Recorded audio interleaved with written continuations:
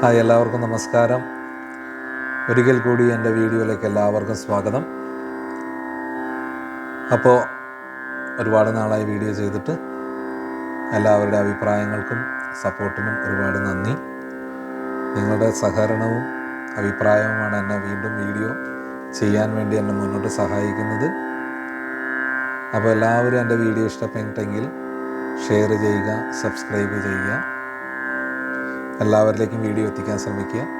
അപ്പോൾ ഇന്നത്തെ ഗാനം നമ്മൾ തിരഞ്ഞെടുത്തിരിക്കുന്നത് ഹരിമുരളി രവം എന്ന ഗാനമാണ്. ആറാം തമ്പുരാൻ എന്ന ചിത്രത്തിലെ രവീന്ദ്രൻ മാഷിൻ്റെ സംഗീതം, ദാസേട്ടൻ്റെ അതിമനോഹരമായ ആലാപനം, ഗിരീഷ് പുത്തഞ്ചേരി സാറിൻ്റെ അതിമനോഹരമായ വരികളും.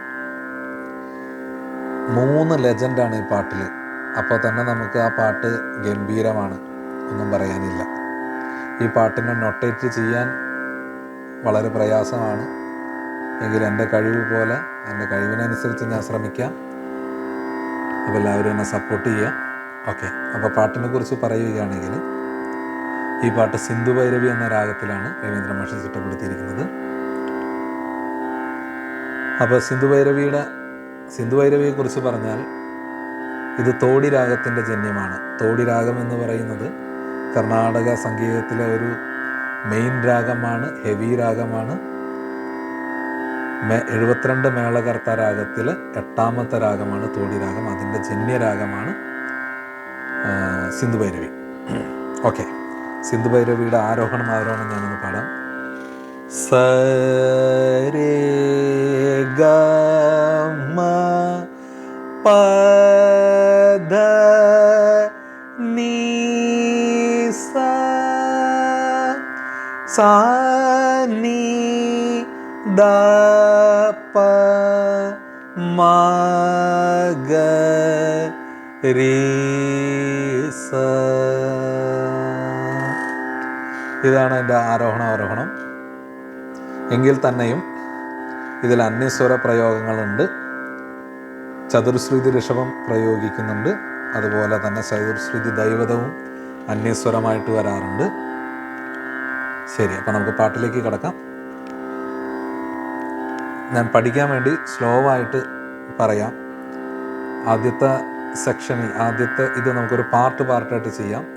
ഈ വീഡിയോയിൽ ഞാൻ ഹമ്മിങ് മാത്രമേ ഉൾപ്പെടുത്തുന്നുള്ളൂ. അതിനുശേഷം എല്ലാവരുടെ അഭിപ്രായം അറിയിക്കുക. തുടർന്നും ഇതിന് പുറമെ ഞാൻ വീഡിയോ ചെയ്യുന്നതാണ്. ഇതിൻ്റെ ബാക്കി ഓരോരോ വീഡിയോ ആയിട്ട് ഞാൻ ചെയ്യുന്നതാണ്. ഒരു വീഡിയോയിൽ ഉൾക്കൊള്ളിക്കാൻ പറ്റുന്ന ഒരു ഗാനമല്ല, വളരെ വിശദമായിട്ട് പരിശോധിക്കേണ്ട ഒരു ഗാനമാണ്. ഓക്കെ, അപ്പോൾ നമുക്ക് പാട്ടിലേക്ക് വരാം.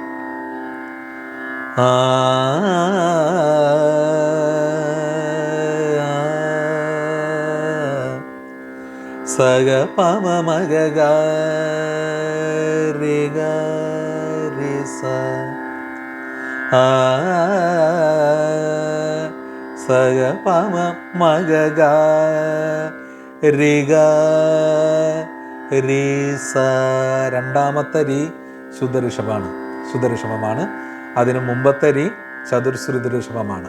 അപ്പോൾ അത് പ്രയോഗിക്കുമ്പോൾ പ്രത്യേകിച്ച് ശ്രദ്ധിക്കുക. സ പമ, സായിന്ന് നേരെ പായിൽ പോയാൽ മതി. സ പമ മഗ ഗ. പക്ഷെ അത് ഗമകത്തോടു കൂടി സ്ട്രെയിറ്റ് ആയിട്ട് പാടാതെ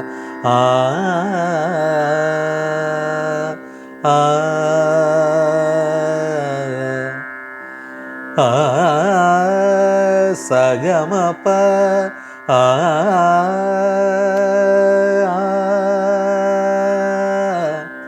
സഗമ പ പ മഗ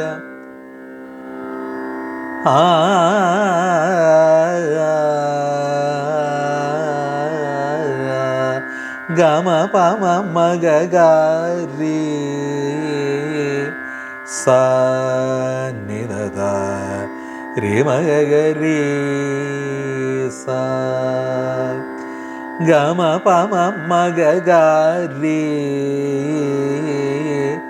സ നി ധ ധ രി മഗ ഗ രി സ. സഗമദനി സ ദ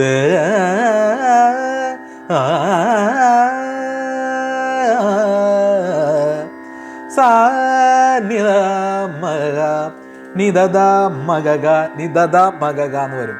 സഗമദ നി സാ നി മഗ പദ നി സരി മഗഗ രി സാ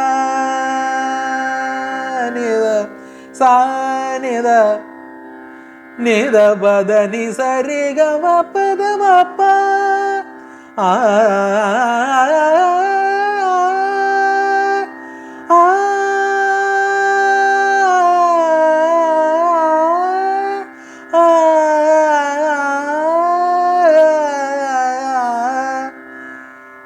മപ മഗ ഗ പ ഗ ഗ മ രി രി സാ നി ദ പ മ ഗ ഗ ദ ദ സ ഗ നി ദ പ മ ഗ ഗ ആ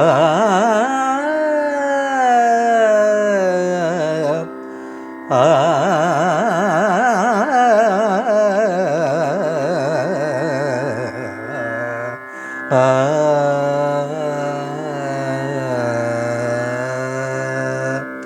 സദഗ സസമ സസദ ദദ നിദ പ നിദ പ മഗ ഗ മഗ ഗ രി മഗ ഗ രി സ നി നി സാ രി നി സാ. അപ്പം എല്ലാവരും സ്ലോ ചെയ്ത് പഠിക്കുക. ഒറ്റയടിക്ക് ഒരേ സ്പീഡിൽ ഇത്രയും സ്പീഡിൽ ശ്രമിക്കരുത്.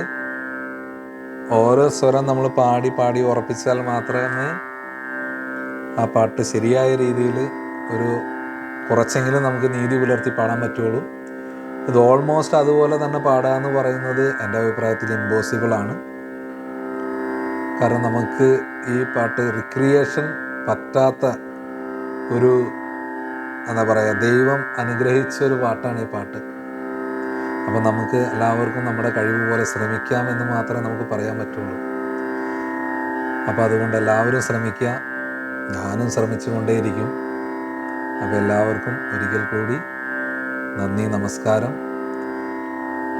എല്ലാവരും കേട്ട അഭിപ്രായം പറയുക. ഈ വീഡിയോയിൽ നിങ്ങളുടെ അഭിപ്രായം അറിയിക്കുക. മനസ്സിലാവാത്ത എന്തെങ്കിലും ഉണ്ടെങ്കിൽ കമൻസായി അറിയിക്കുക. നമ്മൾ അടുത്ത വീഡിയോയിൽ അതിൻ്റെ പരിഹാരം കാണുന്നതാണ്. അപ്പോൾ എല്ലാവർക്കും ഒരിക്കൽ കൂടി നന്ദി പറഞ്ഞുകൊണ്ട് ഇന്നത്തെ വീഡിയോയിൽ നിന്ന് ഞാൻ വിടവാങ്ങുകയാണ്. എല്ലാവരും പരമാവധി ഷെയർ ചെയ്യുക, സബ്സ്ക്രൈബ് ചെയ്യുക. അപ്പോൾ ഇത്രയും ഞാൻ പറഞ്ഞുകൊണ്ട് ഇന്നത്തെ വീഡിയോയിൽ നിന്ന് ഞാൻ വിടവാങ്ങുകയാണ്. എല്ലാവർക്കും നന്ദി, നമസ്കാരം.